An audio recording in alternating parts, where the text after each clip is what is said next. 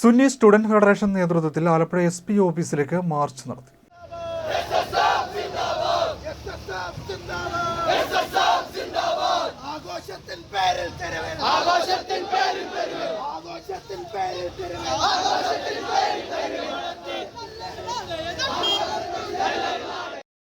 മയക്കുമരുന്ന്, സൈബർ കുറ്റകൃത്യങ്ങൾ എന്നിവയ്ക്കെതിരെ നിയമ നടപടികൾ കർശനമാക്കണമെന്നാവശ്യപ്പെട്ട് സംസ്ഥാന വ്യാപകമായുള്ള പ്രക്ഷോഭത്തിന്റെ ഭാഗമായാണ് SSF ജില്ലാ കമ്മിറ്റി നേതൃത്വത്തിൽ ആലപ്പുഴ SP ഓഫീസിലേക്ക് മാർച്ച് നടത്തിയത്.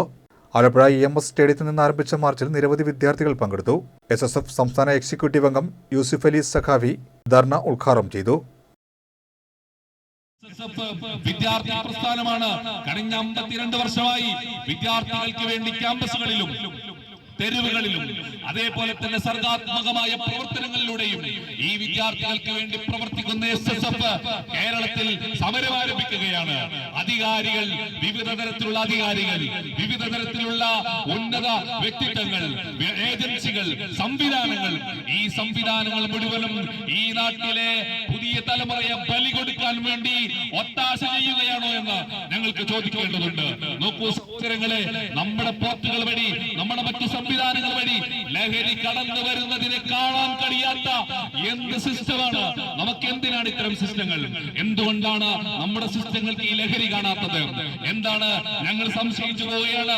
വലിയ ലഹരി മാഫിയകളുടെ ഒത്താശയോടെ അവർക്ക് വേണ്ടി ഫ്രണ്ട് ലൈനിൽ പണിയെടുക്കുന്നവരാണോ രാഷ്ട്രീയ പ്രസ്ഥാനങ്ങളെന്ന് സംശയിച്ചു പോകുന്ന തരത്തിൽ ഈ നാട്ടിലെ വിദ്യാർത്ഥിത്വത്തെ നിഷ്കരണം നശിപ്പിക്കുകയാണ്.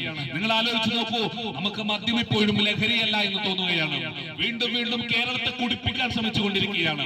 പുതിയ ബ്രാൻഡിൽ കേരളത്തിന് പുതിയ മദ്യങ്ങൾ ഇറക്കുന്ന പണിയിലാണ് നമ്മളുള്ളത്.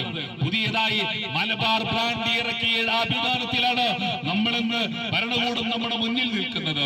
മദ്യത്തിന്റെ സാധ്യതകളെ പുതിയ തലമുറയ്ക്ക് അവസരം പോലെ നൽകാനുള്ള എല്ലാവിധ സംവിധാനങ്ങളും ആഘോഷത്തിന്റെ പേരിൽ എല്ലായിടങ്ങളിലും മദ്യം നൽകുകയാണ്. ടെക്നോ പാർക്കുകളിലും IT ഹബ്ബുകളിലും പുതിയ യുവത്വത്തിന്റെ മാനസിക സംഘർഷം നിൽക്കാൻ നമ്മൾ എന്താണ് പരിഹാരമായി കൊടുക്കുന്നത്? പബ്ബുകളാണ്.